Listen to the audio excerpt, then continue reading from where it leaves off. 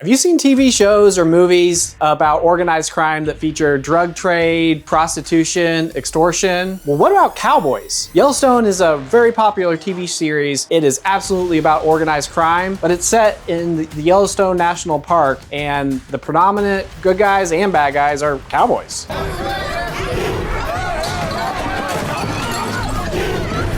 A lot of people watch Yellowstone for the entertainment, and I agree, it's a great show, very entertaining, but there are actually a lot of business lessons that apply to running a family business, selling a family business, thinking about your legacy, how the company will continue after the primary owner exits, and they're all very relevant not only to business owners, but definitely to what we do here at Four Pillars. In prior videos, we've talked about the TV series Succession and the relevant business topics in that TV series. Well, you might be surprised, but there's actually a lot of similarities between Succession and Yellowstone. I swear you're gonna love it.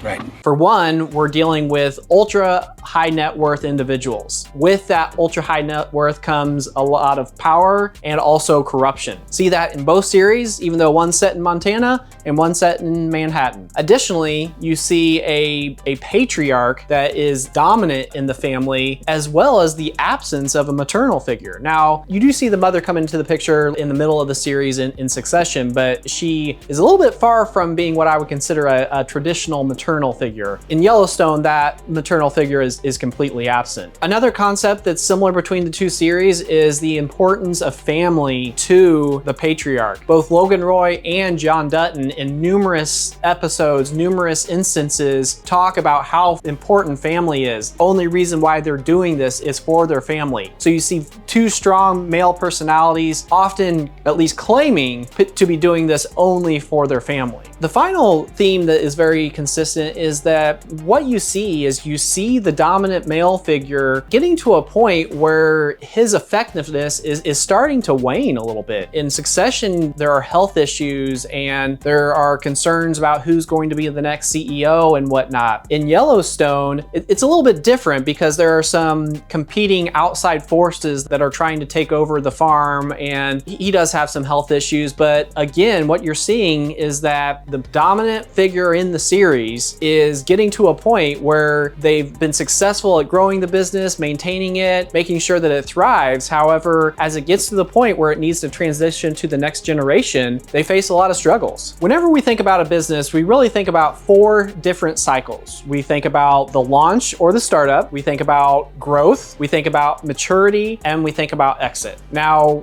one of the key types of business owner that we like to work with are the founders. They started the business themselves, they've grown it, and now they're looking for a group to come in and help take the business to the next stage. And for those types of businesses, we're dealing with a person that has navigated the first three stages of the business life cycle really well. If we're interested in a business, it probably has around 20 million of revenue, around 3 or 4 million or more of EBITDA, and they've done a great job. Now, getting to the exit though, it's a really different stage for most business owners, and it can be uncomfortable for many reasons. I know as a business owner myself that one aspect that you have to get comfortable with is uncertainty, and I guess I should say the dynamism of the business world, that it's always changing. You wake up and you think the day's gonna go great, and by 8:30 or perhaps even 7:30 or earlier, your day gets completely thrown off kilter, and that's just a normal day in the life of a business owner. Now, when it comes to time to exit, this is a new scenario, a new type of uncertainty that the business owner hasn't really experienced, maybe at all. Now, perhaps throughout the course of the business life cycle or their time as CEO, they've acquired another business or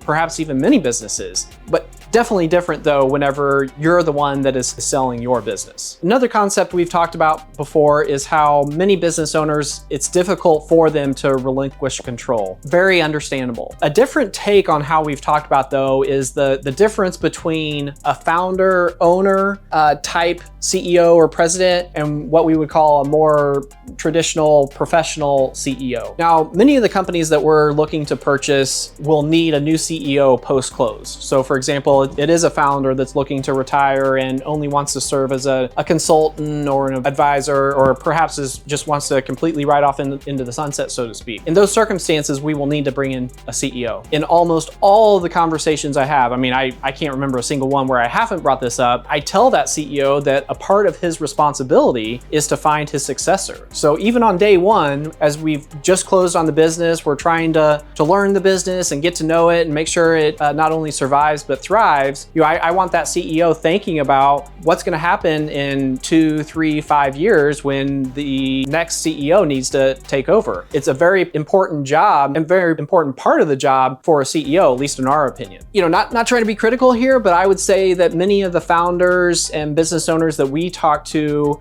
their focus at this point, understandably, is more around how to exit the business, what's going to happen to the business after they sell the business, the legacy, the employees, et cetera, et cetera. And generally, in our view, a little bit less emphasis has been placed on who's actually going to fill the role once they're gone. Many of the business owners we talk to simply say, well, Nick, that's your job. You're buying the business. You're going to find out who runs the business, after we buy it. I get that. I understand that that's your prerogative, and that's certainly a position that you can take. However, again, as we're thinking about the businesses that we evaluate, that we look at, that really are the strongest, the owners that we've talked to are almost always thinking about the next generation and the generation beyond that. And we really feel like those are the companies that are most poised for not only success long-term, but also for the type of exit that the business owner would like to see now in terms of proceeds. Another common scenario we see is a scenario in which the seller's ideal exit plans or aspects of that plan are unlikely to be achieved. I think the easiest one to discuss here is around value expectations and structure. Almost always, at least at the beginning, there's a difference in opinion in what the company is worth. And part of that, I feel like, is because the seller wants more money or whatever. But having run businesses and looking at our portfolio, I really think there's something different going on there. And what that is that, once you're in the business, once you know it really well, you start to get a better feel for the magnitude of risk around certain areas, whether it's macroeconomic risk, whether it's product design risk, or it's personnel, staffing, etc. Regardless of what it is, you get comfortable with those risks, and you've over time developed strategies to deal with those. Now, whenever a group like 4 Pillars comes in, we don't have that track record of overcoming challenges and understanding how to deal with bumps in the road. And so our view is that the company might be a little bit more risky than it feels like for the owner. So part of what we try to do is we really want to understand if the seller feels like we're overestimating what some of the risks are. We really just want to spend a lot of time understanding the risk. Has this happened before? What happened in the past whenever you encountered this? How did you overcome it, et cetera, et cetera? Does that work? Is that always effective in bridging the valuation gap? Well, certainly not, but it's a helpful exercise for many reasons, one of which both sides get to know each other a little bit better. We get to know how the founder has reacted or seller has reacted in certain settings, and also they get to know how we think about problems, how we might respond whenever there's a challenging issue. Another reason why we feel like there's a potential for the seller's ideal exit plans not to be achieved is that there really isn't any succession plan in place. Big surprise. It's a key theme we talked about in Succession. Another key theme we talk about here about Yellowstone. Many business owners we talk to have plans or thoughts about, hey, well, Joe, who's the shop manager, like, he could grow up, he could be cultivated into a president or CEO. And we ask the question, well, why haven't you done that yet? And you start to get a response, well, he's not ready, or this or that. Our position on that is, if he really is such a great candidate for a president or CEO, why hasn't he been groomed better for that position? Why isn't he starting to take over some of those responsibilities? Not trying to say that we don't think that person has potential or whatnot, but a common theme of what we see sometimes is that we'll hear something, and the response is that, well, it would be easy to take this course of action. Okay, that's great. Well, if it's so easy to take this course of action, then why hasn't it done before? Sometimes there's a good answer to that, sometimes there's not. But regardless, that is a topic, a discussion point that we have to get comfortable with, because as always, in any transaction that we're working on, the succession plan, both prior to us getting involved and after we get involved, is very important. A final theme that we'll talk about here as to why sometimes the the seller's ideal exit plan isn't likely to be achieved is that they have an unrealistic expectation of the ideal buyer profile. Many times we'll talk to business owners and their first take is, we really want somebody that has a whole bunch of energy and great ideas to come in, and we really think that that person would be great to take this business to the next level. Okay, what types of ideas or what types of thoughts do you have around growth? It's like, well, we don't really have a sales team. Like, if we hired a sales team, we could just blow this thing up overnight. It's like, okay,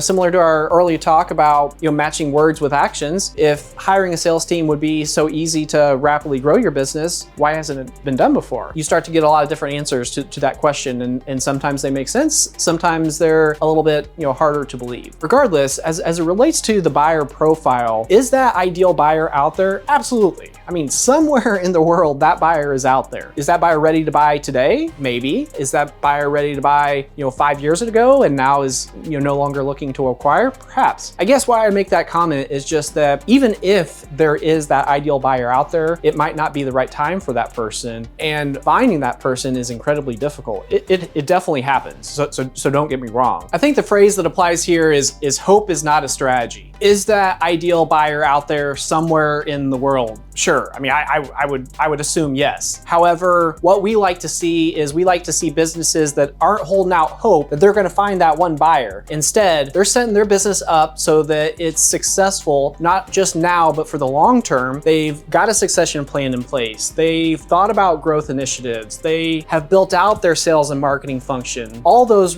reasons, not only to make sure that the company is performing very well now, but is also going to perform well for the next buyer. After hearing about shows like Succession and Yellowstone, you might be thinking that if you want to be successful, you need to resort to crime in order to achieve your goals. Well, if that's the case, then I'm not interested in being successful. In the real life though, you don't always need to resort to crime. I mean, I think that's obvious. However, Charlie Munger puts it best whenever he talks about that it might not be as difficult for some as it is perceived. Even buying into that philosophy of Charlie Munger, I think an important aspect is left out, and that aspect is family. This isn't a situation, for me at least, where it's success or family. If I'm going to achieve success, the family component has to be strong as well. At the end of my career, at the, whenever I'm approaching end of life, hopefully that's not too soon, but whenever that point comes, I want to know that first and foremost, I was there for my family. And when it comes to family, it doesn't just mean my kids, it means my spouse, it means my siblings, it means my parents, it means my friends. Really, it's about the whole collective village or tribe. The people that are in my life, I want them to view me as a positive influence, and not just an influence, but a resource and a person that they can turn to. That's part of my definition of success, and I feel like I'm on the right path to achieve that. Hi, my name is Nick McLean with 4 Pillars Investors. We are a private equity firm that purchases and operates lower and middle market companies. If you like this video, click like and subscribe, and love to see you again. Thanks.